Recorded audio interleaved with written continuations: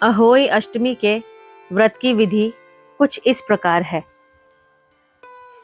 व्रत के दिन प्रातः उठकर स्नान करें और पूजा पाठ करके संकल्प करें कि संतान की लंबी आयु एवं सुखमय जीवन हेतु मैं अहोई माता का व्रत कर रही हूँ।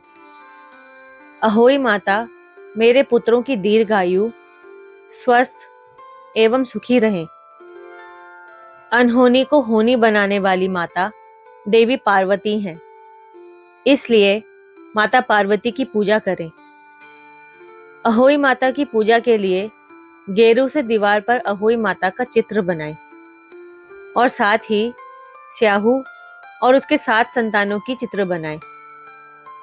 उसके सामने अनाज, मुख्य रूप से चावल ढेरी, मूली, सिंघाड़े रखते हैं और सुबह दिया रखकर कहानी कही जाती है।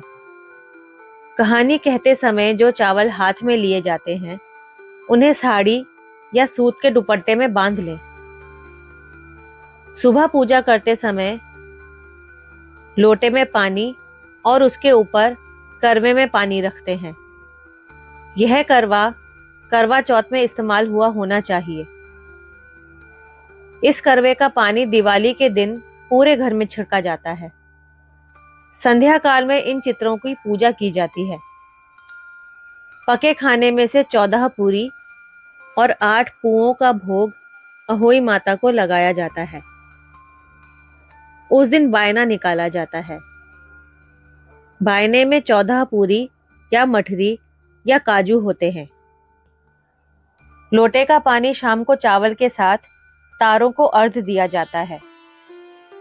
शाम को माता के सामने दिया जलाते हैं और पूजा का सारा सामान जैसे पूरी, मूली, सिंघाड़े, पुए, चावल और पका खाना पंडित जी या घर के बड़ों को दिया जाता है।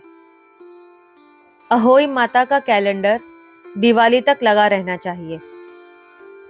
अहोई पूजा में से एक अन्य विधान यह भी है कि चांदी की अहोई बनाई जाती है, जिसे स्याऊ कहते हैं। इस स्याऊ की पूजा रोली, अक्षत, दूध व भात से की जाती है। पूजा चाहे आप जिस विधि से करें, लेकिन दोनों में ही पूजा के लिए एक कलश में जल भरकर रख लें। पूजा के बाद अहोई माता की कथा सुने और सुनाएं। पूजा के पश्चात सासू माँ के पैर छुएं और उनका आशीर्वाद प्राप्त करें। इसके पश्चात व्रती महिलाएं अन्न अथवा जल ग्रहण करें तथा अहोई अष्टमी व्रत में चंद्रोदय व्यापिनी कार्तिक कृष्ण अष्टमी को चुना जाता है। अहोई अष्टमी का व्रत कार्तिक कृष्ण पक्ष की अष्टमी के दिन किया जाता है। पुत्रवती महिलाओं के लिए यह व्रत अत्यंत महत्वपूर्ण है।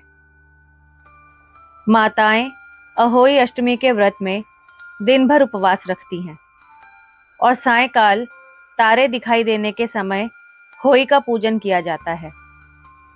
तारों को करवा से अर्घ्य भी दिया जाता है।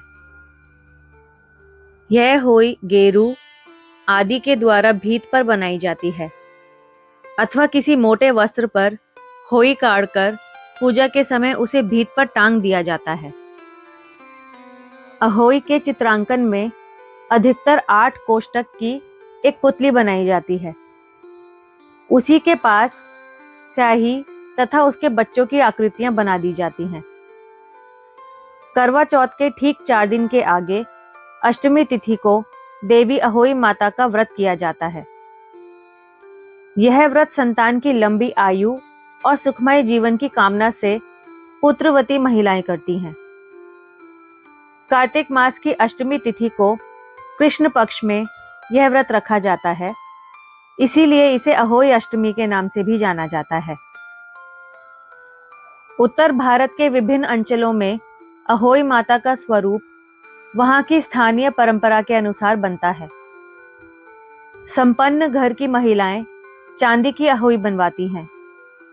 धरातल पर गोबर से लीपकर कलश की स्थापना होती है।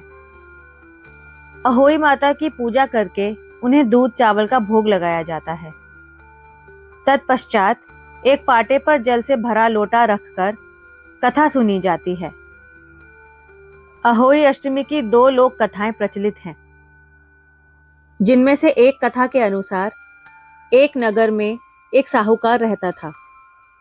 उसके 7 बेटे थे, 7 बहुएं तथा एक पुत्री थी।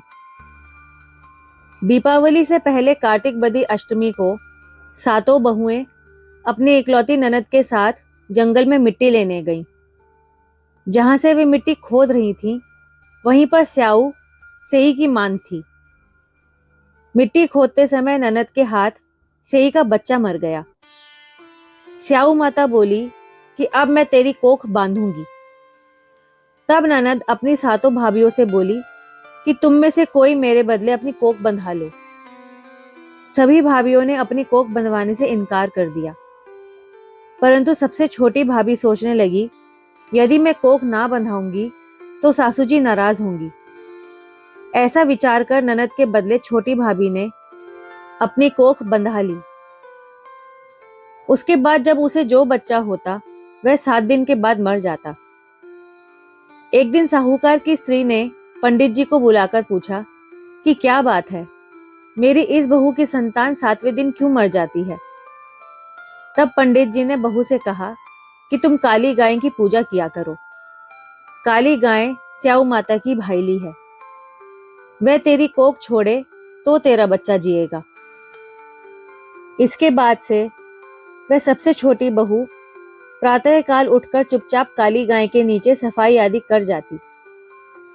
एक दिन गौ माता बोली कि आजकल कौन मेरी सेवा कर रहा है, सो आज देखूंगी। गौ माता खूब तड़के जागी तो क्या देखती है कि साहूकार के बेटे की सबसे छोटी बहू उसके नीचे सफाई आदि कर रही है। गौ माता उससे बोली कि तुझे किस चीज की इच्छा है जो तू मेरी इतनी सेवा कर रही है, मांग क्या चीज मांगती है। तब साहूकार की बहू ने बोला, स्याऊ माता तुम्हारी भाईली हैं और उन्होंने मेरी कोख बांध रखी है, उनसे मेरी कोख खुलवा दो। गौ माता ने कहा, अच्छा। तब गौ माता 7 समुद्र पार अपनी भाईली के पास उसको लेकर चली। रास्ते में कड़ी धूप थी, इसलिए दोनों एक पेड़ के नीचे बैठ गईं। थोड़ी देर में एक सांप आया और उसी पेड़ पर गरुड़ पंखनी के बच्चे थे, उनको मारने लगा।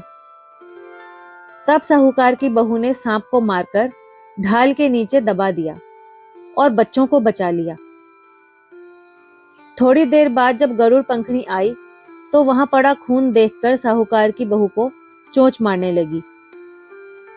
तब साहूकारनी बोली कि मैंने तेरे बच्चे को मारा नहीं है, बल्कि सांप तेरे बच्चे को डसने आया था। मैंने तो तेरे बच्चों की रक्षा की है।